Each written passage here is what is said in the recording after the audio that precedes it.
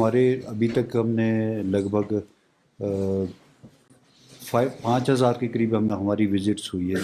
जो ट्रीज़ हमने देखे हैं, जिसमें सूखे पेड़ भी है और ग्रीन, और इसके जिसके लॉपिंग के लिए भी आता है, और कुछ झाड़ियों के में कन्वर्ट हो जाते हैं, बड़े जो झाड़ियों बड़े पेड़ टाइप बन जाते हैं, उसमें से कई तरह की वो वैरायटीज़ होती है। हमने देखी भी लगभग 2,000 के करीब हमारे को सेंक्शंस भी आ गई हैं, जिसमें हम लॉपिंग कर सकते हैं, सूखे पेड़ भी है। और उस अब मैं 1-2 दिन में हम दोबारा से शुरू कर रहे हैं, बीट वाइज शुरू करते हैं हम इसको। जहाँ जहाँ हमने 4 जोन में बनाया हुआ है शिमला को, जिस जिस बीट के हिसाब से हमारे पास डीएफओ की तरफ से जो चिट्ठियाँ आती हैं, उसकी जो लिस्ट बनती है, उस हिसाब से हम इंस्पेक्शन करने जाते हैं। उसके बाद हम सब कमेटी को सरकार को भेज देते हैं।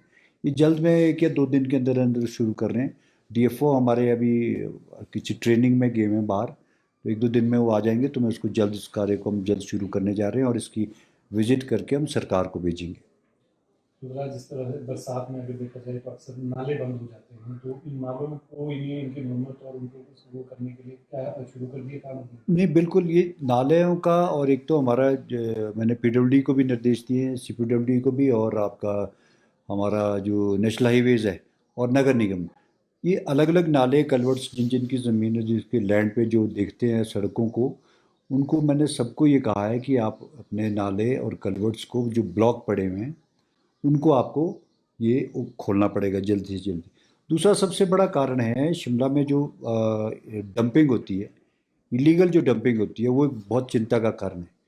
बहुत जिसको लेकर के हमारे नाले बंद होते हैं, ब्लॉक होते हैं, उसके पीछे जो है फॉरेस्ट डिपार्टमेंट का एक मैंने कड़ा संज्ञान भी लिया है। इसमें मैंने कहा है कि आपको ये जो डंपिंग होती है, इलीगल डंपिंग जो होती है, इसको आपको जल्द से जल्द, इसको आपका सुपरविजन कोई नहीं होता, फ्लाइंग स्क्वाड कोई नहीं बने हुए, रात के समय में डंपिंग होती है, कोई पूछने वाला नहीं होता। तो इसको जब हमने नगर निगम की तरफ से एक अपने बरियाल में हमने साइट दे रखी है, तो उसमें वहाँ पर डंपिंग साइट बना रखी है, तो उसको वहाँ डालना पड़ेगा।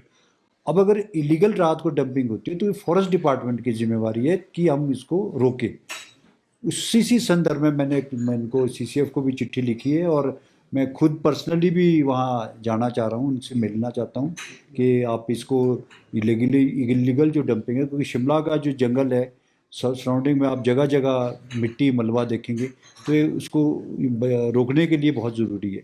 इस पर भी हम काम कर रहे हैं, और नालों को, कल्वर्ट्स को क्लीनिंग करना, उसकी जो डंपिंग है या उसमें बंद मिट्टी पड़ी हुई है, नाले बंद है, कल्वर्ट्स बंद है, उसको भी हम जल्द सारे खोलने के निर्देश मैंने सभी डिपार्टमेंट्स को दिए हैं।